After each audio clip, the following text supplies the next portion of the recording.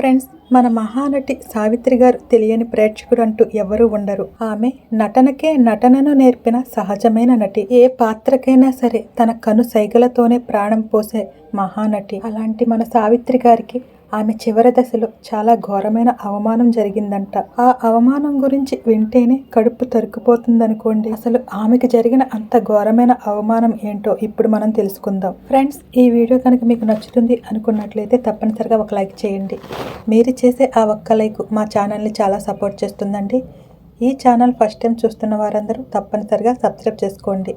ఈ వీడియో చివరి వరకు చూడండి, అప్పుడే మీకు పూర్తిగా అర్థమవుతుంది. తెలుగు సినిమా గురించి చెప్పుకుంటే ఎన్టీఆర్, ఏఎన్ఆర్ల తర్వాత వినిపించే పేరు సావిత్రి గారిదే.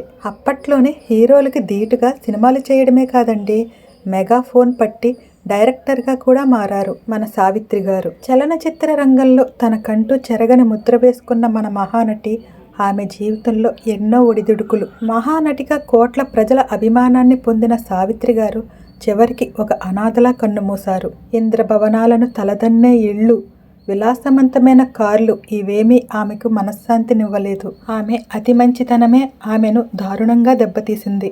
కట్టుకున్నవాడే కాదు, బంధువులు, స్నేహితులు కూడా అందరూ ఆమెను మోసం చేశారు. కట్టుకున్న మొగుడంటే పక్కన పెట్టండి, స్నేహానికి ప్రాణమిచ్చే ఆమె స్నేహితుల చేతుల్లో కూడా దెబ్బతినటం ఒక విచిత్రం. దీంతో అన్నీ కోల్పోయిన ఆమె ఆస్తులు ఉన్నా కూడా అవసరానికి ఉపయోగపడలేదు. సావిత్రి గారు నా సినిమాలో నటిస్తే చాలు అనుకున్న రోజులు పోయాయి. హీరోయిన్గా అవకాశాలు బాగా తగ్గిపోయాయి. పొట్ట నింపుకోవడం కోసం చిన్న చిన్న పాత్రలు వేయడం మొదలుపెట్టారు సావిత్రి గారు. ఆ సమయంలోనే ఎన్నో అవమానాలకు గురయ్యింది ఆమె. చివరి రోజుల్లో ప్రొడక్షన్ బాయ్స్ కూడా ఆమెను సరిగ్గా పట్టించుకోలేదంటే అసలు ఎంత విచిత్రం. అసలు సావిత్రి గారు చివరి రోజుల్లో ఎలా ఉన్నారు? 100 కోట్ల ఆస్తులు పోగొట్టుకున్న ఆమె చివరి రోజుల్లో ఓ మూవీ సెట్లో ఎదురైన చేదు అనుభవాన్ని దివంగత నటుడు మన గుమ్మడి గారు గతంలో చెప్పారు. ఆయన గతంలో ఓ ఇంటర్వ్యూలో మాట్లాడుతూ సావిత్రిని గుర్తు చేసుకుని ఎమోషనల్ అయిన తీరు పలువురిని కదిలిస్తుందనుకోండి. నేను సావిత్రికి చాలా ఆత్మీయుడిని, నన్ను అన్నా అని పిలిచేది. సావిత్రి చివరి రోజుల్లో ఆమె పడ్డ కష్టాలను స్వయంగా నేనే చూశాను. అందులో చేదు గుర్తు, తీపి గుర్తు రెండూ ఉన్నాయి. అవి సావిత్రి చివరి రోజులు. నాకు ఒక వారం రోజులు ఒంట్లో బాగోలేదు. ఆమె నన్ను పలకరించడానికి ఇంటికి వచ్చింది. డాక్టర్ గారు నాకు ఇంజెక్షన్ ఇస్తే నేను మత్తుగా పడుకుని ఉన్నాను. సావిత్రి వచ్చి నన్ను పలకరించింది. నాతో కాసేపు మాట్లాడిన తర్వాత ఆమె వెళుతూ నా తలగడలో తన చెయ్యి పెట్టినట్టు అనిపించింది. ఆమె వెళ్ళిన తర్వాత ఏంటా అని తలగడ లోపల చూస్తే 2000 రూపాయలు ఉన్నాయి. అప్పుడు వెంటనే సావిత్రికి ఫోన్ చేసి, ఏంటమ్మా డబ్బులు పెట్టావు తలగడలో 2000 రూపాయలు అని అడిగేశాను. అన్నయ్య, మీరు మర్చిపోయారేమో, నేను మీ దగ్గర 2000 రూపాయలు ఒకప్పుడు తీసుకున్నాను. నేను పోయేలోపు ఎవ్వరికీ కూడా దమ్మిడి బాకీ ఉండకూడదని నా ప్రయత్నం. నాకు 5000 రూపాయలు అడ్వాన్స్ వచ్చింది, దాంట్లో నుంచి ఇస్తున్నా అంది సావిత్రి.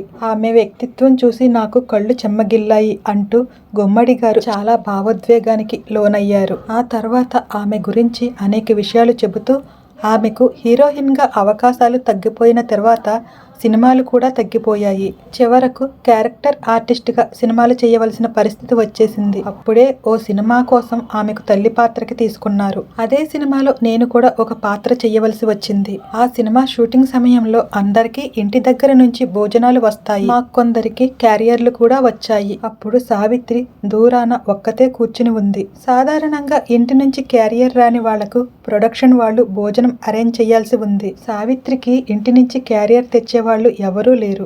నేను సావిత్రి దగ్గరికి వెళ్ళి భోజనం చేయలేదమ్మా అని అడిగాను. ఆకలిగా లేదన్నయ్యా అని చెప్పింది.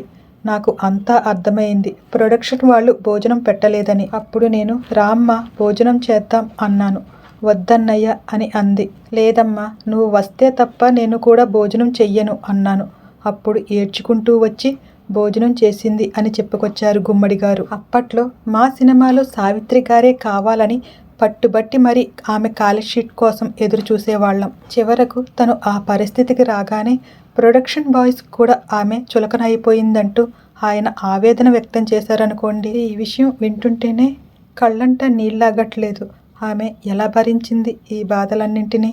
ఫ్రెండ్స్, ఈ వీడియో కనుక మీకు నచ్చినట్లయితే తప్పనిసరిగా ఒక లైక్ చేయండి. మీరు చేసే ఆ ఒక్క లైక్ మా ఛానల్ని చాలా సపోర్ట్ చేస్తుందండి. ఈ ఛానల్ ఫస్ట్ టైం చూస్తున్న వారందరూ తప్పనిసరిగా సబ్స్క్రైబ్ చేసుకోండి. ఈ వీడియో చివరి వరకు చూసిన వారందరికీ ధన్యవాదాలు.